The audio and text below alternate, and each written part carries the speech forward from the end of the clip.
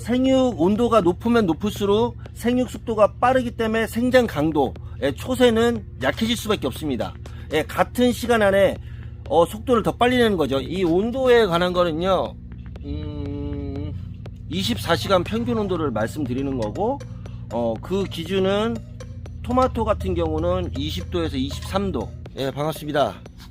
그 생장 강도 어제 영상을 올려드렸죠. 이제 온도에 대해서 약간만, 일단은 그 개념 정리를 하셔야 되니까, 온도에 대해서 깊숙이 들어가기 전에 약간만 개념 정리를 좀 하겠습니다. 특히 초새와 온도와의 관계는 굉장히 밀접한 관계가 있다고 보시면 되고요.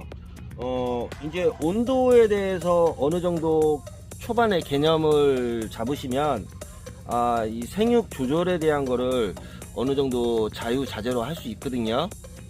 마음이 급하신 거는 알아요. 저도 마음이 급하신 건 아는데, 이 높은 곳까지 올라가려면 계단도 한 계단 한 계단 한 계단 해서 밟아 올라가야 이게 편한 거지, 두 계단 세 계단씩 막 뛰어 올라가면 금방 지치거든요. 그래서 제 영상을 보시는 분들은 급하게 뭐 영상 떴다고 해서 그걸 바로바로 보지 마시고, 어느 정도 시간을 한 30분 정도 비울 시간, 아무것도 안 하고 영상에 집중할 수 있는 시간을 할애하셔서 천천히 보시는 게 오히려 더 도움이 많이 되실 거예요.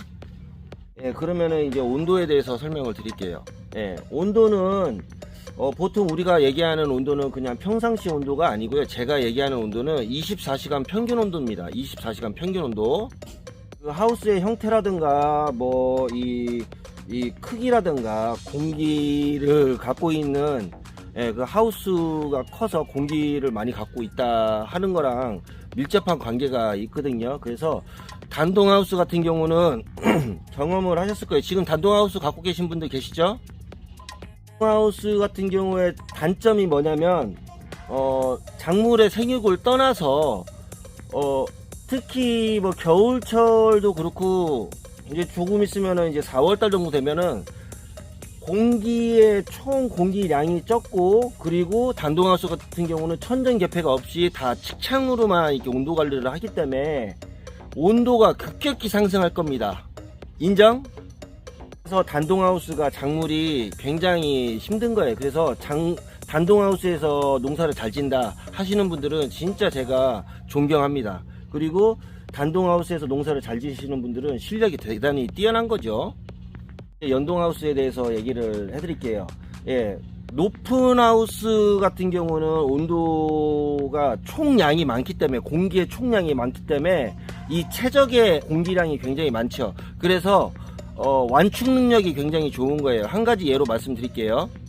호경하우스에서 하시는 분들이라든가 그런 분들은 흙에 이 수분을 많이 포함되고 있기 때문에 하루를 물을 안 주더라도 어느 정도의 그 흙의 완충 능력이 좋아서 어느 정도 버티는데, 이 코코베지라든가 특히 안면베지로 물을 주시는 분들은 몇 타임만 놓쳐도 얘네들이 유조 현상이 일어나거든요. 그만큼 완충 능력이 적다는 거죠. 그래서 큰 하우스면 큰 하우스, 높은 하우스면 높은 하우스일수록 온도에 대한 완충 능력이 굉장히 좋다.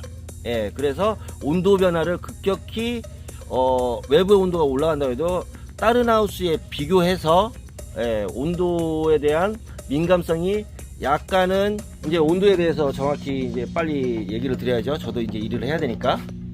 이 온도에 관한 거는요, 24시간 평균 온도를 말씀드리는 거고, 그 기준은 토마토 같은 경우는 20도에서 23도. 전체적인 하루의 총 온도를 평균적으로 낸 에버레지라고 하죠. 볼링 칠 때 그 평균이 어떻게 돼, 에버레지가 어떻게 돼, 이렇게 얘기하듯이 24시간 평균 온도가 20에서 23도, 그 정도 보시면 되고요. 좀 안정적으로 가져가시는 게 좋아요. 24시간 평균 온도를. 그러니까 24시간 평균 온도를 가지고서 온도 조절을 하는 건데, 온도라는 애들은 이제 생육 속도랑도 관계 있거든요.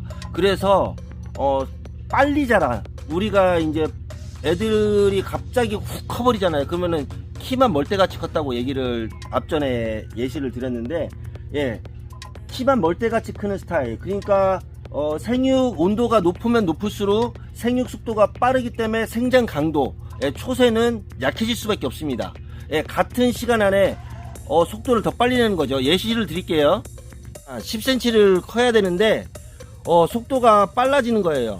얘를 10cm를 키우는데 예를 들어서 10시간이 필요한데 이게 5시간 만에 10cm가 훅 커버리는 거죠. 그러면 상대적으로 어떻게 돼요? 부피가 까늘어지면서 쭉 올라오겠죠. 그만큼 짧은 시간 내에 커버리니까 초새는 당연히 빠질 수밖에 없어요. 키만 멀대같이 크는 스타일이 되는 거죠.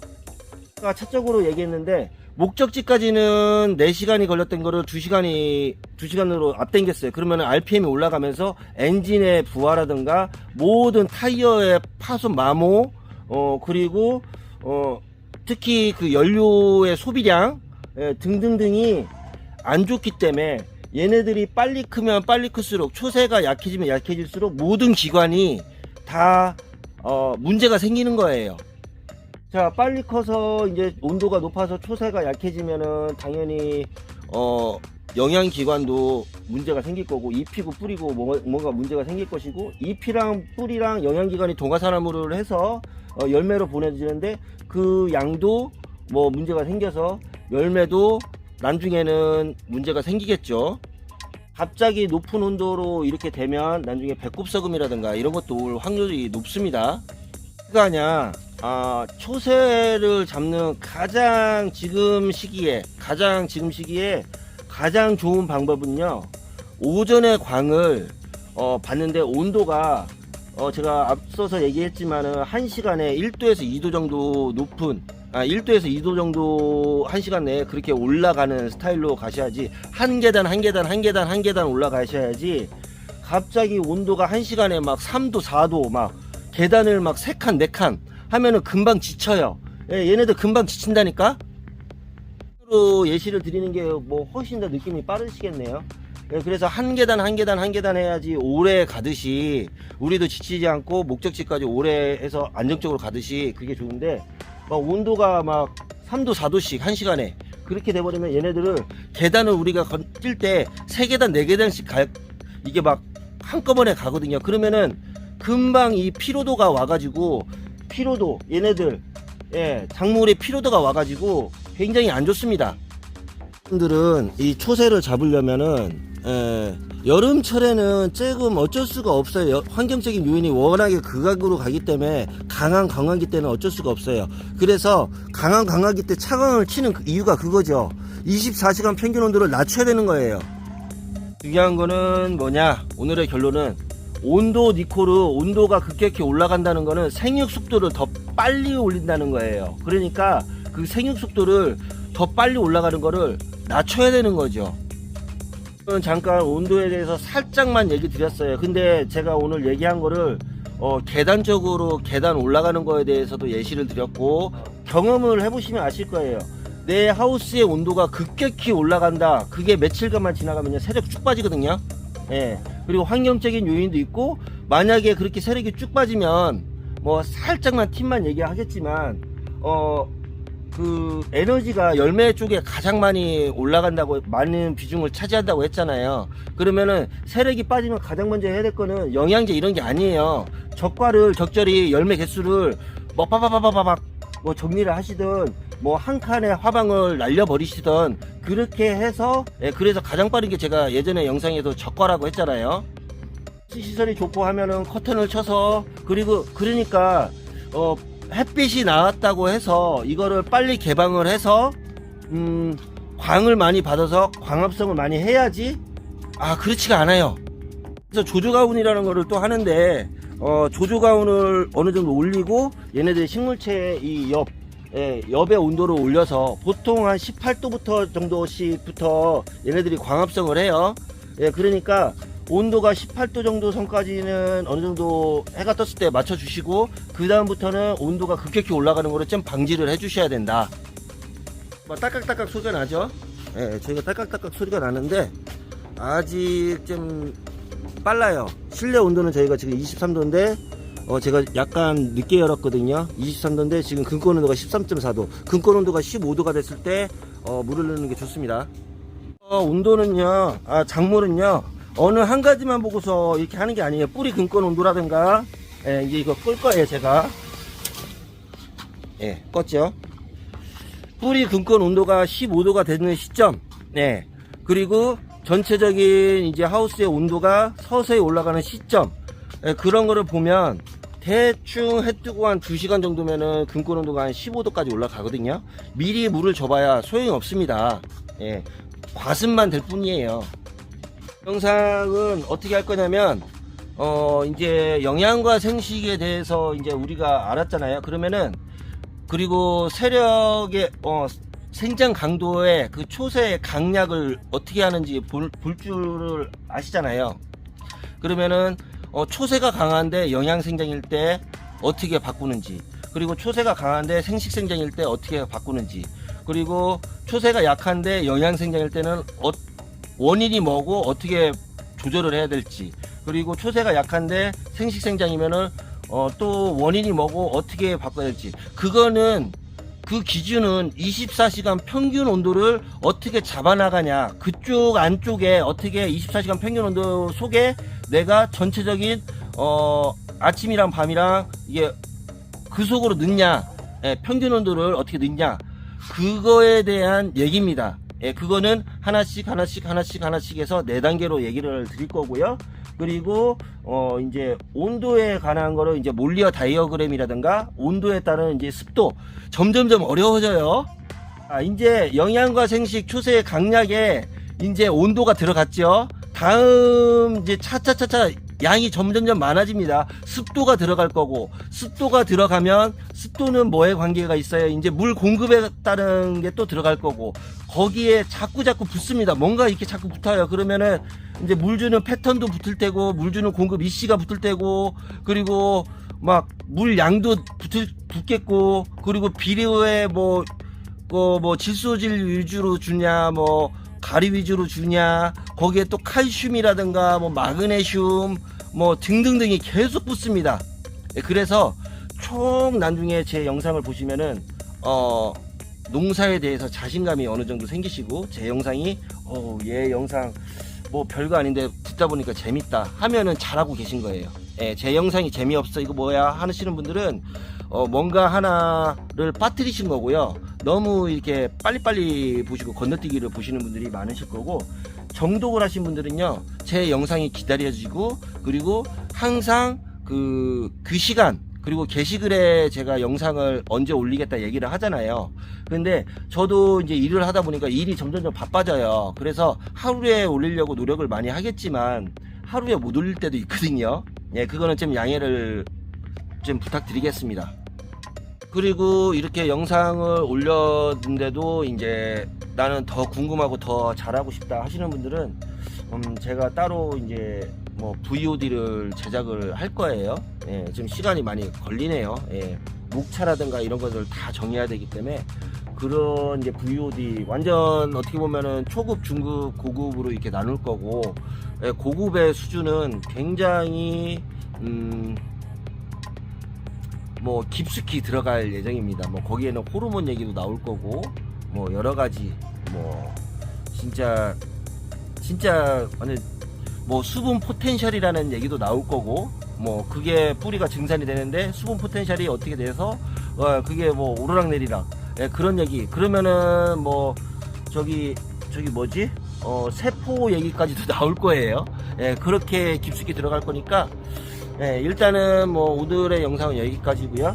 예, 밖에 지금 약을 치고 있어서 좀 시끄러워요.